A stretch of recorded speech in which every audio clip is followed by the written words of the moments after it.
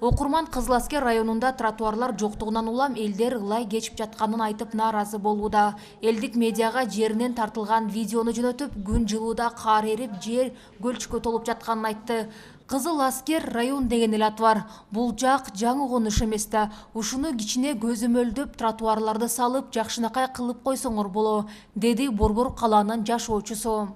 Көрдүңүздөрбү, Кызыл Аскер район деген аты бар бизде. Bizde ушундай тротуар бар. Мындай караңыздарчы, кантип базабыз ушул жерден, я.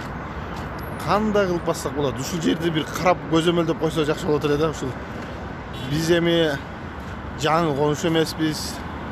Агөргө 3 деп айтса бир жөн. Бул жер деген Кызыл Аскер район деген качанкы жылдан башталган район. Бирок ушул жерде ушундай тротуар жок. Ушуга көңүл буруп койсоңуздар суранабыз да. Киши баса албайт мына. Караңыздарчы, такыр ит.